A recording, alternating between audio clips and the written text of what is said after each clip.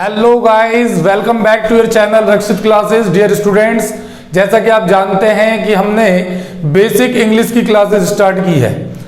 इससे पिछली वीडियो में हमने आपको बताया था कि प्रोनाउंस क्या होते हैं, प्रोनाउंस कितने तरह के होते हैं, पर्सन्स क्या होते हैं, सेंटेंस का फॉर्मेशन क्या होता है।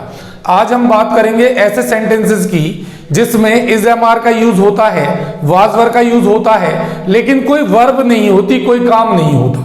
आपने देखा होगा रोज की लाइफ में कई सेंटेंसेस में हम कहते हैं कि वह खेलता है, मैं पढ़ता हूं, तुम स्कूल जाती हो, हम शोर मचाते हैं। सभी सेंटेंसेस के अंदर कुछ ना कुछ काम हो रहा है, खेलना, बोलना, उठना, जाना, आना। लेकिन आज मैं आपको बताऊंगा कि कुछ ऐसे सेंटेंसेस होते हैं जिसमें कोई वर्ब नहीं होता, कोई क्रिया नहीं होती। ऐसे सेंटेंसेस को हम कैसे बनाएं। इसमें सबसे पहला यूज है बच्चों इज एम आर का। इज एम आर की हिंदी होती है, हूं, है, या होता है, होती है। अब यहां पर तीन तरह के सेंटेंस हम इसमें बनाना सीखेंगे। सिंपल सेंटेंस, जिसे अफर्मेटिव सेंटेंस भी कहते हैं, नेगेटिव सेंटेंस और इंट्रोगेटिव सेंटेंस। अब जैसे सेंटेंस आता है कि वह अमित है। अब देखो इस सेंटेंस के अंदर आप देख सकते हैं कि कोई काम नहीं हो रहा है, सिर्फ हम बता रहे हैं, इंट्रोड्यूस कर रहे हैं, नाउन आ रहा है इसके अंदर, सेंटेंस के अंदर। यहां पर ऑब्जेक्ट जो होगा वो हमेशा नाउन होगा। सबसे पहले तो आप ये सीखें कि इसमें सब्जेक्ट और ऑब्जेक्ट की पहचान कैसे होगी।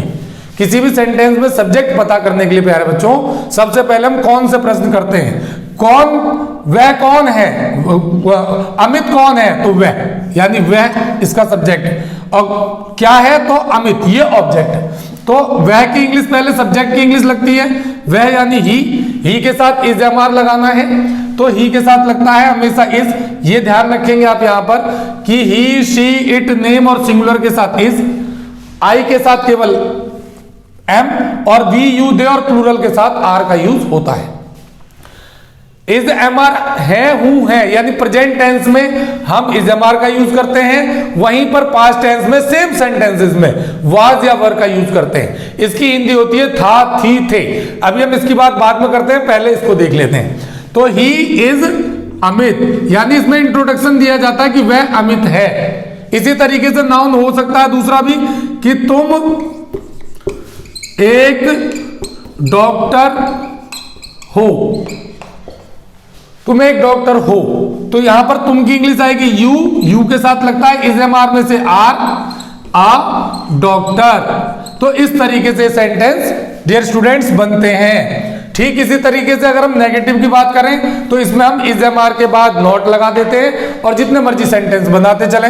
जैसे वह भिखारी नहीं है, तो वह की इंग्लिश होगी ही इज नॉट, और भिखारी को कहते हैं बेगर। इसी तरीके से दूसरा, क्या तुम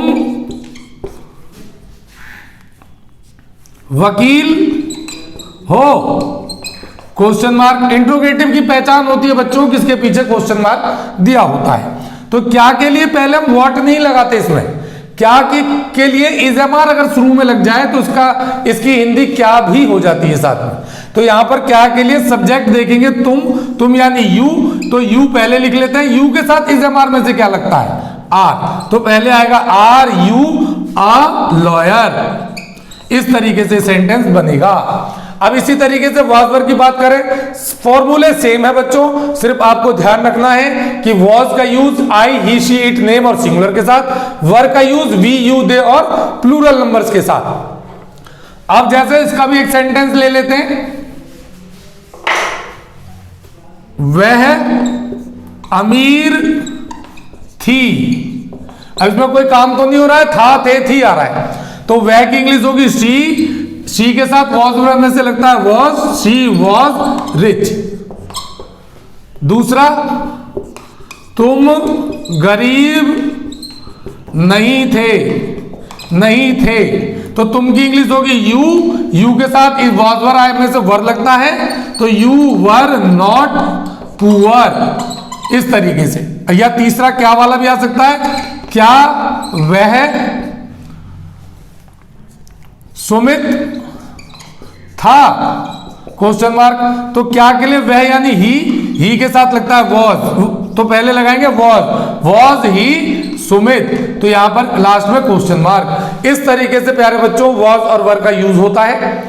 तो आप जितने मर्जी सेंटेंसेस इसमें बना सकते हैं। इसमें आपको एक बात ध्यान रखनी है कि इसकी दो अर्थों में हिंदी होती है, हूं है, होता है, होती है, होता था, होती थी। अब होता है कि हिंदी कैसे होगी ये भी देख ले एक बार। जैसे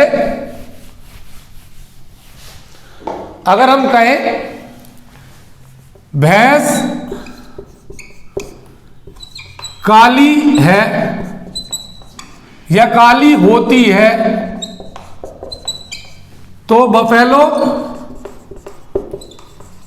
इज ब्लैक। इसी तरह से दूध सफेद होता है, तो मिल्क इज वाइट। इस तरीके से होता है, होती है के अर्थ में प्यारे बच्चों इसका यूज किया जाता है। मैं समझता हूं इसी तरह से था थी अगर आ जाए तो उसी जगह पर हम वॉज या वर का यूज करते हैं। तो आज की इस क्लास में इतना ही प्यारे बच्चों। आज हमने सीखा इज एम आर का यूज और वॉज वर का यूज। अगली क्लास में हम सीखेंगे हैज और हैव और हैड का यूज। उनका यूज हम कहां करते हैं? विदाउट वर्ब वाले सेंटेंस में। अगर आप लोगों को ये समझ में आ गया हो तो बेल आइकन को दबाकर, हाँ बिल्कुल ठीक सुना आप लोगों ने, बेल आइकन को दबाकर इसे सब्सक्राइब जरूर कर लें, लाइक करें, ज्यादा से ज्यादा शेयर करें। Thank you so much for watching, have a nice day. मिलते हैं नई वीडियो के साथ, तब तक के लिए बाय बाय।